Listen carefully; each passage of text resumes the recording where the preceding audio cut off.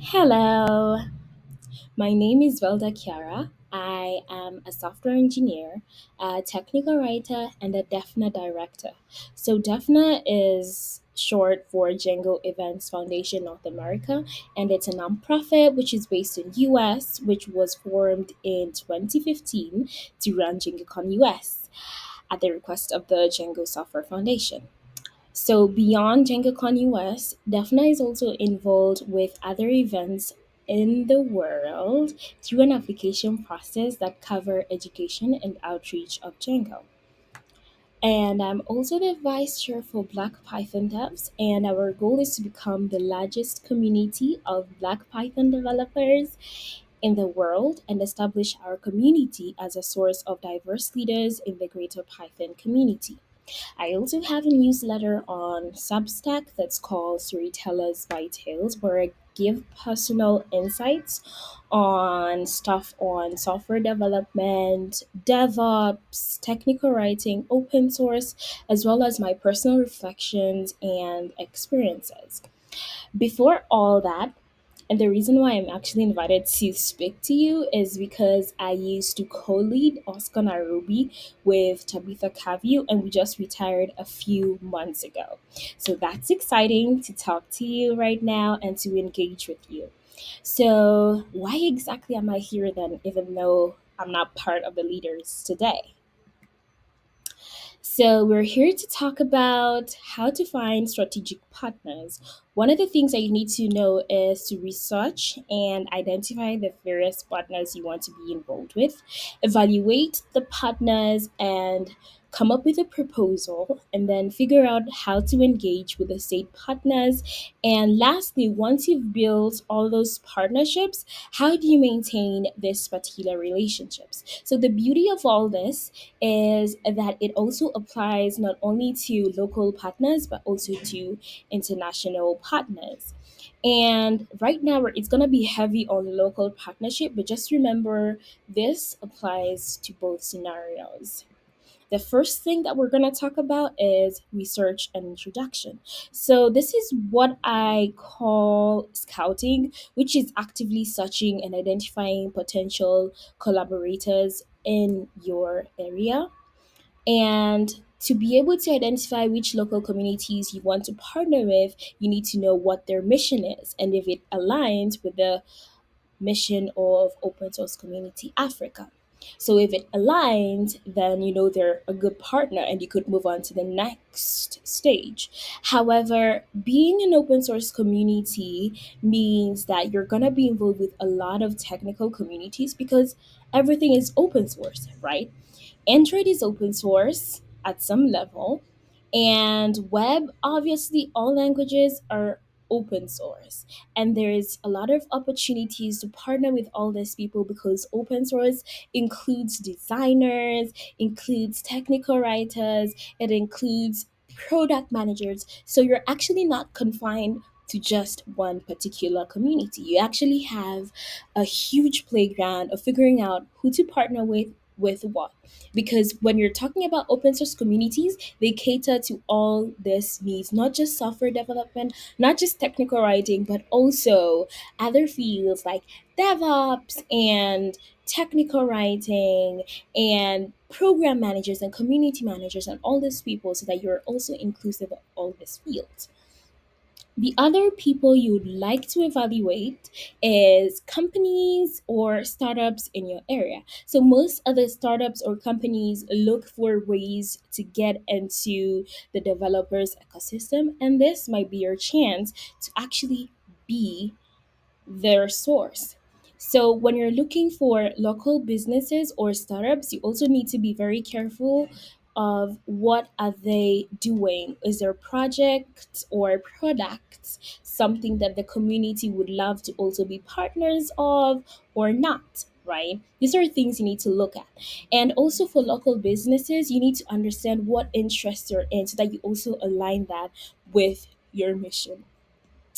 There are also nonprofit organizations like DEFNA, which supports events on Django, like sprints or workshop or all that.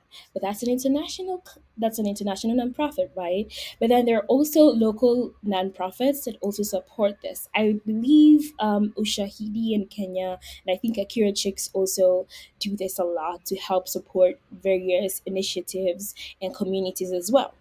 And the other thing is that you're not only having professionals in your settings, you're also having students where you can leverage the students to actually get in and get resources from educational institutions, right? Like colleges, you could leverage communities like Google Developer Student Club, Microsoft Student Partners. I know AWS has something like community AWS community builders, so you can easily partner with all these organizations. Remember, Oscar doesn't give you a lot of money to hold your events. I know Bolaji is nodding right now. Every time we used to fight about my budget every single time. So, Bolaji wants to reduce your budget. So, what can you do? Figure out how to work with all those people so that the amount of money you need is as per Bolaji's standards, or rather, as per the guide. Okay. The next thing after you have evaluated, these are the partners I want to work with, these are the missions that are aligned with us, these are the things that we want to work on with this particular companies, you now need to evaluate.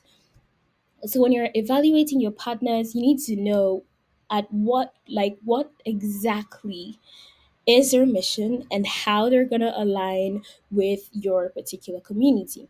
And then when you're leveraging either communities or companies or nonprofits or even educational institutions, you need to figure out what you're getting from the partners. Now, this is where I'm going to show you why I went to school for 4 years. So I studied business, Bachelor of Business Information Technology. So I got to experience the best of both worlds.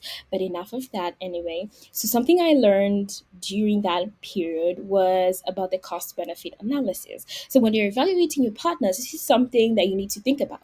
So CBA, or cost benefit analysis, is figuring out, weighing the costs that you're incurring for this partnership and weighing that against the benefits that we're getting. So if you're incurring costs like promotional costs, that is social media, you're having people whether sign up for the courses and all that, what are you getting in return, right? What are you giving back and what are you giving up, right? So when you're evaluating your resources, you need to ensure that you understand the resources that the partners come with. Some of them are going to be like venues, others are going to be like, we can give you money, others could give you like social media coverage or even video recordings and all that. It depends with what you're asking, right?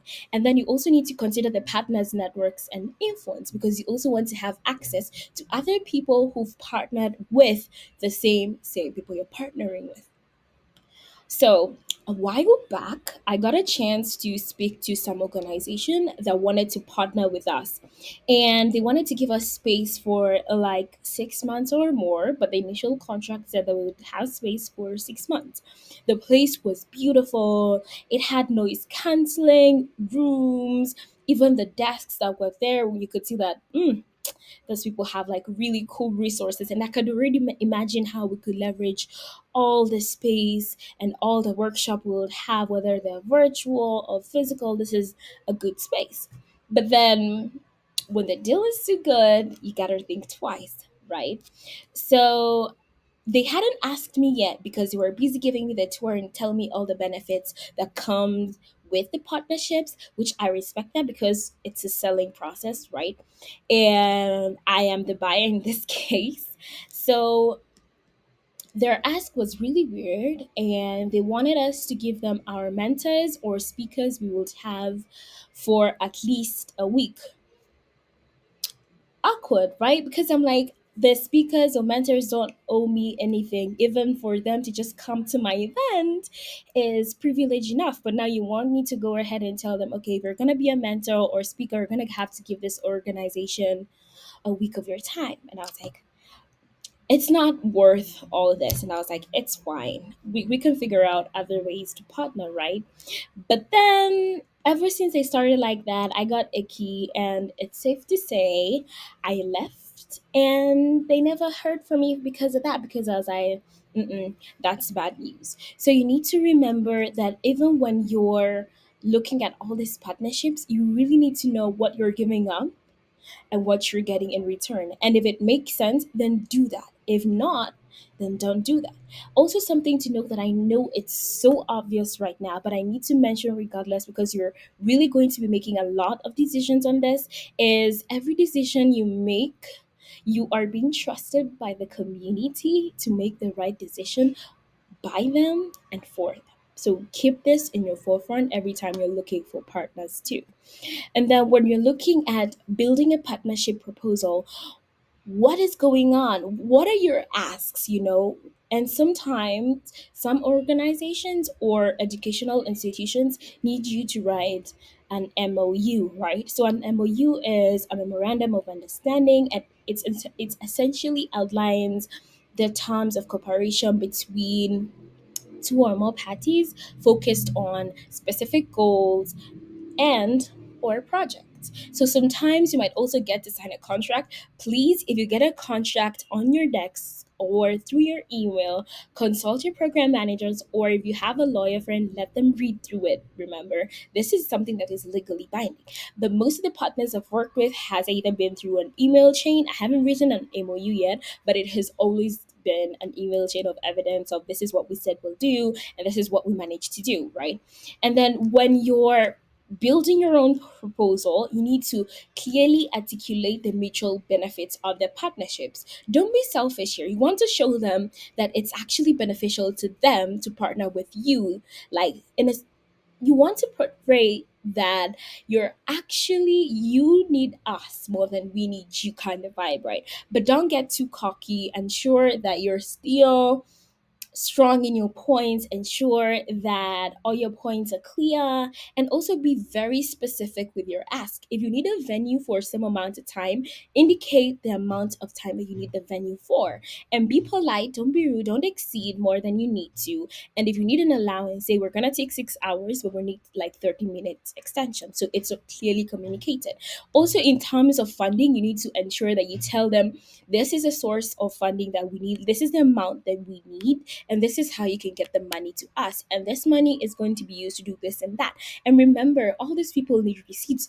Bolaji and Didi need your receipts so that they know that you said you do what you said you do is actually done, and that you didn't go and buy an iPhone or something, you know. And then the other thing is the success metrics that you use. Like, how do you measure that this partnership is actually beneficial to your partner? Is it through signing up to the communities? Are there been increasing numbers of the number of people who are coming into their co-working space, number of people who are using their resources, and all that?